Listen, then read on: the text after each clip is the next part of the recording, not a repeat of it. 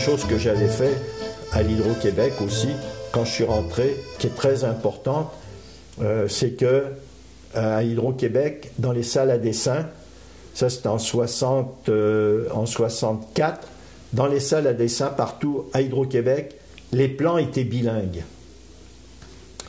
Alors, moi je trouvais ça terrible, les plans bilingues, parce que tu étais français, anglais, il fallait rue, road, house, maison, c'était franchement un plan, c'était lourd, tu sais. Alors, il y avait moi j'en parlais aux autres dessinateurs, ils disent ce qu'on pourrait faire, ils disent c'est arrêter de faire les plans unilingues. Et moi, commencer à les faire unilingues, ouais. Et nous on avait commencé ça, et on avait envoyé ça des téléphones partout dans la province. Hein? Il n'y avait pas encore le SFP, là. Et là on l'envoie, c'était en 64. Ouais, c'est ça, 64. Et là, on envoie des messages à tout le monde dans toute la province. Et les dessinateurs commencent à faire des plans unilingues. En français. En français.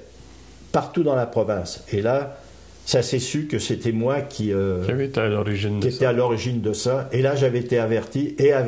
Puis à un moment donné, le chef de service, Gaëtan Goujon, il me dit « Monsieur Montoudi, demain, si vous ne dites pas aux gens de refaire les plans bilingues, ça durait depuis à peu près un mois et demi, cette affaire-là, il dit, c'est la porte, vous êtes congédié. Et là, moi, j'ai eu peur, j'ai dit, bon sang, je viens d'avoir une job à l'Hydro, puis là, je perds ma job à l'Hydro. Pour moi, c'était terrible, c'est comme si tu perdais ton lot à la loterie.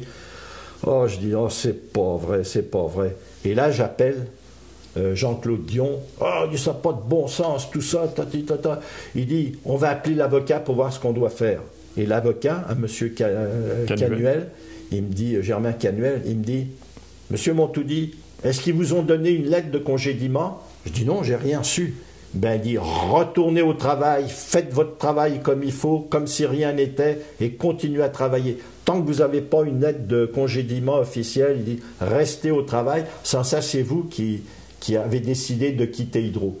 Fait que j'ai continué à travailler, le patron il venait, il me disait « Ça n'a pas payé, hein ?» Tous les autres ils criaient dans la salle et tout, « Laisse-le, il fait bien », tout le monde était d'accord avec moi, puis là, partout dans la province, il me disait « Lâche pas ». Fait que je lâchais pas.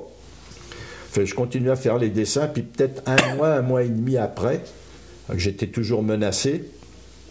Je suis appelé au bureau de Guy Monti, qui était le directeur des projets de lignes de transport d'énergie et de construction de lignes. Il m'appelle dans son bureau. Moi, je dis non, j'irai pas seul. Fait que je demande à un de mes copains qui était là, Jean-Guy Sauvageau, je lui dis viens avec moi. Là, je lui dis ils vont me mettre dehors et tout. Fait que je rentre dans le bureau et tout. Il y a un autre monsieur qui est avec eux, qui est à côté de Guy Monti et tout. Puis Guy Monti, il vient vers moi.